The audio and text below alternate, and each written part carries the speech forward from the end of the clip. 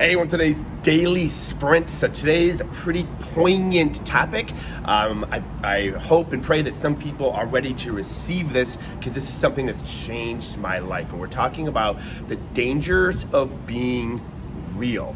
If you ever have said, I know I've used this phrase a lot in the past, I might still continue to use this phrase, although I really try not to, but hey, I'm just keeping it real, insert excuse. I can't show up because of excuse. I can't build my business because of excuse. I can't help with this marriage, or I can't have a good marriage because of insert excuse.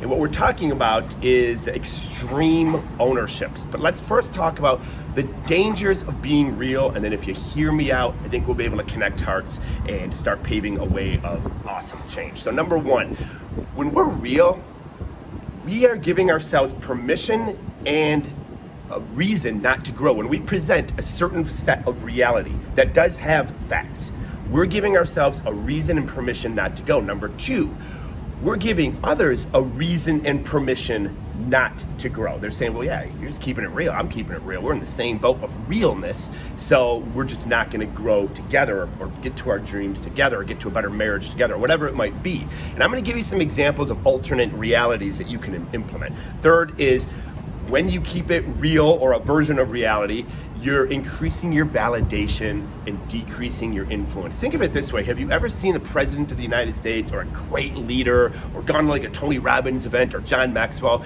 and they stood up there and was just like, hey, I'm just keeping it real. None of you guys are gonna see success, so I'm just keeping it real. This speech is gonna suck, because, I've got a sore throat. No, you'll never hear that. And that's why they have massive influence.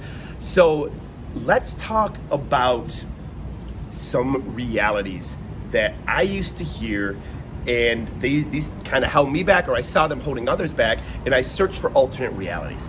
Number one, hey, I've got kids, so I just can't do X, Y, and Z. So I'm like, wow, it sounds logical. So I went around, and this is the solution. I went around and met someone like Amber. She's got 4 kids. Her husband, 4 little kids, ages 1 through 10, I think. She's in my wife's business, and her husband travels all around. He works for the railroad. He can be gone months at a time.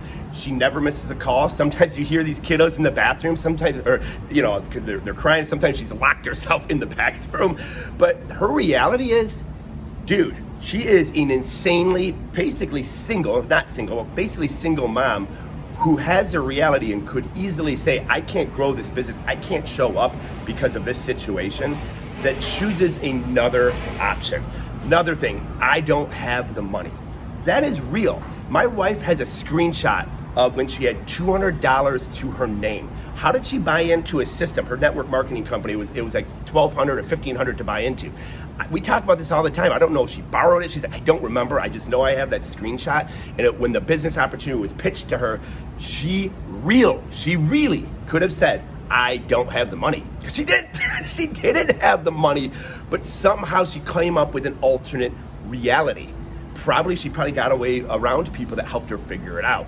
Number 3, I don't have the time. I want to see my kids more. I don't have the time. That was Tara Wilson, a good friend of ours, a good big leader. She was spending more time with pictures of her kids than she was with their kids. Really successful career, killing it, 60 plus hours a week. And she said, hey, this is reality. This is what pays the bill, keeping it real. This is what pays the bills. This isn't working. She went and now does over $60,000, or probably more than that, per month, working her network marketing company because she chose not to accept that reality. Sometimes I hear I'm going through some health issues. We were just talking about this last night. Rachel Pekarik, check her out on Instagram, another top earner.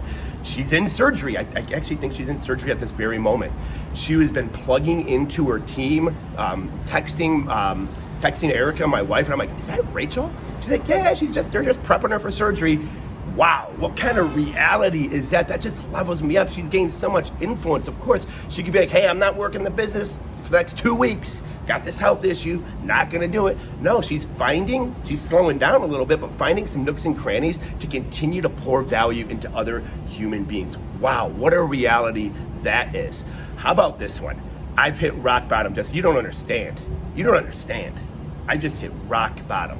I don't understand that at this season of my life, but I do understand Mary Stahl. If you remember from some sprints before, we talked about Mary Stahl. She lost all 3 kids to cancer. She lost another kid on the way to the funeral in a horrific car accident. She lost one of her grandchildren. She lost her husband to cancer. If anyone could say, hey, I'm not keeping the faith, forget this.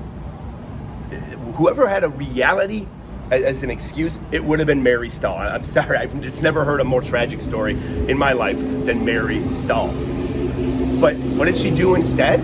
She kept it real, except her version of reality was, hey, I'm gonna help other moms. I'm gonna serve as an icon for other moms, for other wives who are grieving. I'm gonna increase my faith instead of say, no, God doesn't exist. He's full of baloney. He would have never done this to my family if God exists. No.